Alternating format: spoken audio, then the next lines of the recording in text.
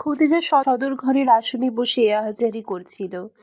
ঘোড়ার হেঁসরা ধ্বনি কানে আসতেই সে ছুটে গেল উন্মাদের মতো। শেহজাদ গাড়ি থেকে বেরিয়ে এলো, বাম হাতের বাহুতে একটি কাপড় বাঁধা। খদিজা তার বুকে আছড়ে পড়ে হু হু করে কেঁদে উঠে বলল, এই পালা অশুভ হয়ে গেছে তোমার জন্য।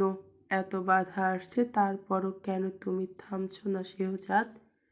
শেহজাদ কণ্ঠস্বরে নমনীয়তা এনে বলল, শান্ত হন আম্মা, তেমন কিছু হয়নি। গাড়ি থেকে সায়রা, তটেনীরা সবাই নেমে এলো। সবাই পেছনে অপরূপায় দাঁড়িয়ে আছে। সায়রাদের চোখে মুখে এখনো আতঙ্ক বিরাজ করছে। সচক্ষে ডাকাত দেখলো তারা। গলা শুকিয়ে কাঠ হয়ে আছে, মুখে কথা নেই কারো। ছেলে মেয়েদের দেখে শাহানার যেন প্রাণ ফিরে এলো। সিভান পালা দেখতে দেখতে ঘুমিয়ে পড়েছিল সোহিনীর কাঁধে মাথা রেখে। তার ঘুম ভার, সে ডাকাত দেখতে পায়নি। যখন জেগে উঠেছে তখন ডাকাতরা পালিয়েছে। শুধু শেহজাদ ভাইজানকে রক্তাক্ত অবস্থায় দেখে শিউরে উঠেছিল। তার চোখে মুখেও ত্রাস। হামিদা বুকের সাথে জড়িয়ে ধরে কত প্রশ্ন করল, সে একটারও জবাব দিল না। জীবনে আর যাত্রা দেখতে যাবে না সে। শাহজাহান সাহেব এসে বললেন, সবাই ঠিক আছে? কারো কোনো ক্ষতি হয়নি তো?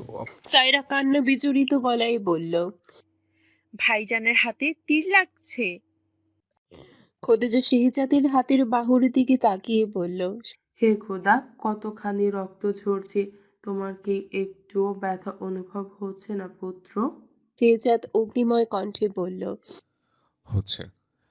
এত কঠোরভাবে সুরক্ষা ব্যবস্থা থাকার পর কি করে নগরে ডাকাতরা প্রবেশ করলো?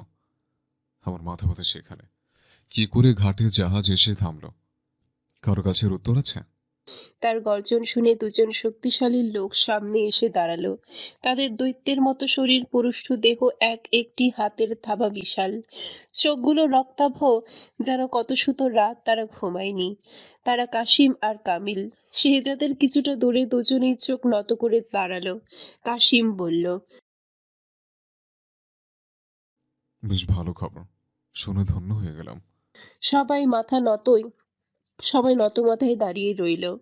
মহলের ফটকের সামনে কয়েকটি অশ্ব এসে থামল। পরপর ৬-৭ জন ভৃত্য এসে হাজির হলো। তাদের চোখ মুখ দেখে বোঝা যাচ্ছে তারা কোনো দুঃসংবাদ নিয়ে এসেছে।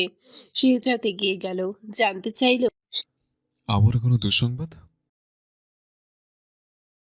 শেহজাদ বাকহারা হয়ে পড়ল। তার নিস্তব্ধতা সবাইকে আরো বেশি শঙ্কিত করে তুলল। খদিজা কপাল চাপড়ে বিশাল বিলাপ করে বলল, হাই খোদা, এ কেমন ধ্বংসলীলা শুরু হয়েছে এই সোনার নগরে! এবার তো খাদ্য সংকট শুরু হবে। শেহজাদ ডাকলো। সায়রা, সায়রা দ্রুত পায়ে এগিয়ে আসে। জি ভাইজান। সবাইকে নিয়ে ভেতরে যাও। জি। সোহিনী, তটিনী, শবনম আর আয়শার পিছু পিছু অপরূপা যাওয়ার সময় খদিজা থামিয়ে দিল। শেহজাদ মায়ের দিকে তাকিয়ে ফের অপরূপার দিকে তাকালো। তোমার পা খালি কেন? পায়ে কি হয়েছে? পায়ে রক্ত কেন? অপরূপা ভীত সন্ত্রস্ত চোখে তাকালো। সিভান বলল, সুন্দর বউ ডাকাতের পিছু নিয়েছিল। খদিজা কিছু বলতে চাচ্ছিল, শেহজাদ তাড়া দিয়ে বলল, আম্মা, কথা বাড়াবেন না। রূপা, ভেতরে যাও। সায়রা খদিজাকে নিয়ে চলে গেল। অপরূপা তাদের পেছনে পেছনে অন্দরমহলে চলে গেল। তার হেঁটে যাওয়ার ধরন দেখে শেহজাদের কপালে ভাঁজ পড়ল। কি হলো রূপার? অপরূপা কক্ষে প্রবেশ করা মাত্রই দরজা বন্ধ করে দরজার সাথে পিঠ লাগিয়ে বসে হাঁটুতে মুখ